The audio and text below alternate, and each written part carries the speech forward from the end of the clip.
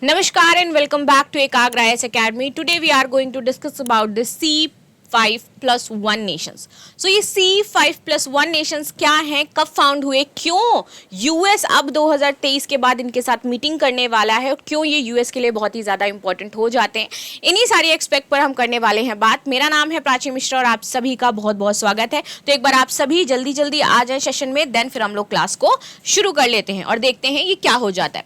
तो US president Donald Trump hosted to C5+1 summit in Washington DC on the November 6, 2025. The forum strengthens cooperation between the United States and the 5 Central Asian countries. अब ये 5 countries कौन कौन सी हैं? तो Tajikistan, Kazakhstan, Kyrgyzstan, Uzbekistan and Turkmenistan, ये 5 country हैं और इसी के साथ एक आपकी कौन सी कंट्री हो जाती है, यूएस हो जाती है, जो +5 है।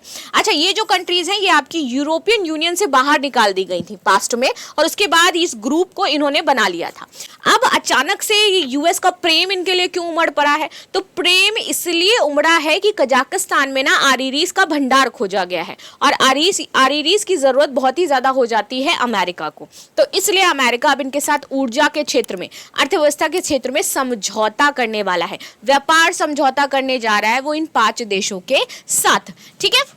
So the summit focus on the rare earth minerals, a key area that could challenge China's dominance in global technology and supply chain, और ये मेन मोटिव है। It comes aimed growing US-China rivalry और global supply, China control China's Belt Road Initiative and the ongoing Russian-Ukraine conflict. Russia and China are uneasy with this development and Central Asia has long between the traditional sphere of influence. ये आपको देखने को मिलेगा। What is the C5? तो C5+1 platform established in 2015, ये 2015 में आपका found किया गया था, जिसमें समरकंद उज्बेकिस्तान में। When the foreign minister of the 5 Central Asia nations and the US agreed the cooperation in areas like trade, energy and transport, तो ये जो देश है वो किसमें आप एक दूसरे की हेल्प करेंगे? यूएस के साथ मिलकर के, ट्रेड में, एनर्जी में एंड ट्रांसपोर्ट में। आरईडीज किसमें आ जाता है? एनर्जी में आ जाता है, राइट। और कम्युनिकेशन करेंगे, बातचीत करेंगे फर्दर इन सेक्टर्स पर। मेंबर ऑलरेडी बता चुकी हूं मैं आपको, Kazakhstan, Kyrgyzstan, Tajikistan, Turkmenistan, Uzbekistan, plus आपका 6 हो जाता है यूएस। ऑब्जेक्टिव क्या है? तो इकोनॉमिक कोऑपरेशन करना चाहते हैं, enhancing trade, investment and the regional connectivity, ये बिल्ड करेंगे आपस में ये 5 देश प्लस यूएस। एनर्जी सप्लाई, तो promoting renewable energy and the collaboration on the rare earth element. Security cooperation, addressing the terrorism, narcotics and the transnation organized crime, उस पर further काम करेंगे। ट्रम्प सेंट्रल एशिया पॉलिसी, तो within 6 months the Trump administration has signed 12.4 billion worth of agreement with the Central Asia nation include the rare earth mining, aviation and the security cooperation। तो यहाँ पे बोला गया कि rare earth mining करेगा America अगर किसी भी देश में फाउंड किया जाता है, प्लस एविएशन में वो कोऑपरेट करेगा, प्लस फर्दर आगे जो रिसर्च वगैरह है उसमें एक दूसरे देशों की हेल्प करेगा। तो उसका जो मोटिव है वो पूरा हो जाएगा रेयर अर्थ वाला, इसलिए काम कर रहा है। Currently China controls nearly 90% of global rare production. Trump's strategy aims to develop alternative supply sources and they reduce China's monopoly, और इसीलिए काम कर रहे हैं।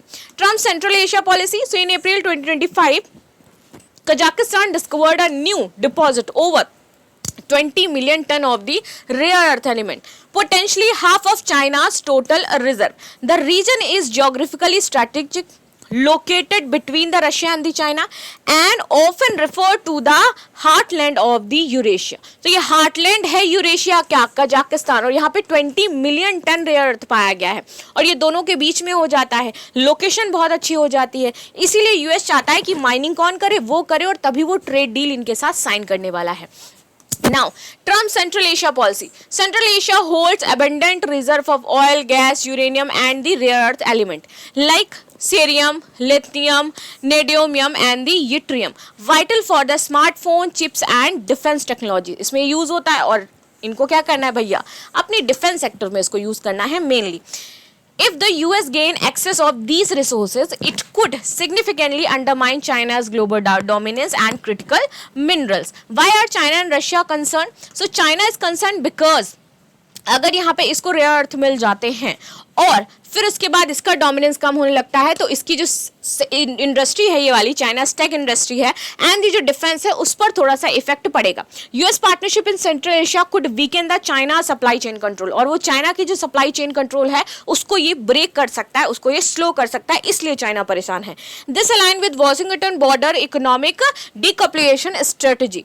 नाउ रशिया कंसर्न क्या है, तो Russia has historically been the part of Russia sphere of influence, so Moscow sign multiple trade and defence pact with the region in 2022। Already ये बहुत सारे जो एक तरीके से एक्ट होते हैं वो इसके साथ साइन कर चुके हैं। The US entry now challenge Russia's regional dominance along term with a strategic posture. For Vladimir Putin, this signals a new great game, a modern version of 19th century power competitive over the Eurasia. Now आगे बात करते हैं India's perspective and strategic outlook. Although India is not a member of G5+1, लेकिन Central Asia held immense significance in India's foreign policy and strategic calculus. India's connected Central Asia policy 2012, the security cooperation shared a concern over the terrorism, radicalism and the Afghanistan instability. Energy security, so Kazakhstan and Turkmenistan is a vital role of oil, gas and the uranium for India. आगे आ जाते हैं Tapi gas pipeline. So Afghanistan, Pakistan and India, Chabahar port, India and the gateway of the central Asia. तो इस तरीके से कुछ की project यहाँ पर चल रहे हैं इंडिया के। International north south transport corridor चल रहा है, तो ये सारी चीजें अफेक्ट हो सकती हैं इंडिया की फर्दर, इसलिए इंडिया थोड़ा सा परेशान है। इंटरनेशनल नॉर्थ साउथ ट्रांसपोर्ट की अगर हम बात करें तो ये आपका 7200 किलोमीटर माइलस्टोन ट्रांसपोर्ट नेटवर्क हो जाता है। साथ ही साथ central Asia, Europe, Iran, Russia तक इसको पहुंच देता है। किसको? भारत को। ऑब्जेक्टिव है offer a faster and cheaper alternative traditional maritime route आपके क्या है, तो स्टार्टिंग पॉइंट इसका मुंबई इंडिया होगा, देन ये आपका Iranian ports, Caspian Sea, Russia and then ये नॉर्दर्न यूरोप तक पहुंच जाएगा। Expert, so reduction of transit time and cost, ये आपके 14 दिन का समय बताता है, 14 दिन का। कैस्पियन सी से जाओगे तो 14 दिन आपके बचेंगे और बहुत सारा पैसा आपका ये बचाता है, इसलिए ये बहुत अच्छा ट्रूड एक जो ट्रेड रूट है वो हो जाता है। Boost to India Europe trade and strategic access of Central Asia and Eurasia.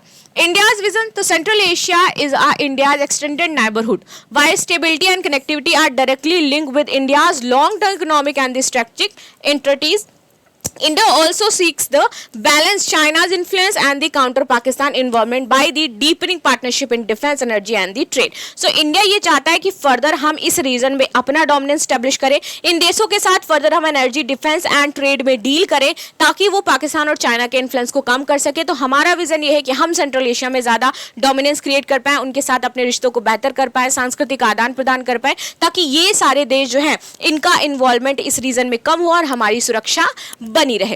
Right, the US border strategic goals, so contain Russia China influence को कम करना है, सप्लाई चेन जो चाइना का एक ग्लोबल डोमिनेंस है उसको कम करना है, integrated Central Asia route into a western and the reconfiguration Eurasian balance in power. तो ये हमारा काम है। तो फाइनली अब ये जो आपका स्ट्रेटेजिक बैलेंस है वो न्यू ग्रेट गेम 2.0 के नाम से जाना जा रहा है कि फ्यूचर में फर्दर इसमें क्या होगा और कैसे काम किया जाएगा। फॉर इंडिया यहाँ पर कुछ इनिशिएटिव जरूर ऑफर किए जा सकते हैं और अपॉर्चुनिटी और चैलेंजेस भी हैं। जैसे कि अपॉर्चुनिटी मिल सकती है enhance the engagement in central Asia, तो साइड इंडिया को हेल्प मिले। चैलेंज ये है कि maintain strategic autonomy amid intensify India China Russia and the competition. India's stand, तो in India ram are mainly found in a beach sand along with the southern and eastern coasted. Major state यहाँ पर आपके Tamil Nadu, Kerala, Andhra Pradesh and the Odisha तथा झारखंड हो जाते हैं जहां पर आपको ये मिलता है। की ऑर्गेनाइजेशन, तो इंडिया रेयर अर्थ लिमिटेड है जो कि एक पब्लिक सेक्टर इंटरप्राइजेस है और वो यहाँ पे वर्क कर रही है। डिपेंडेंसी ऑन चाइना हमारा सबसे बड़ा प्रॉब्लम है, हम इसके लिए डिपेंडेंट है। इन्वायरमेंटल पोल्यूशन बहुत ज़्यादा होता है माइनिंग से, कॉम्प्लेक्स रिफाइनिंग है जो हम कर नहीं पाते और लिमिटेड टेक्नोलॉजी हमारे पास है और जो है वो बहुत ही ज़्यादा महंगी है। इस वजह से हमें दिक्कत होती है क्योंकि टेक्नोलॉजी इतनी ज़्यादा महंगी है तो हमारे पास होते हुए भी हम उसको रिफाइन नहीं कर पाएंगे। रिफाइन करने के लिए हमें बेटर टेक्नोलॉजी चाहिए, जिस टेक्नोलॉजी से हम करते हैं वो बहुत ज़्यादा कॉस्टली है, तो भी हमें और ज़्यादा दिक्कतें फेस करनी पड़ती हैं।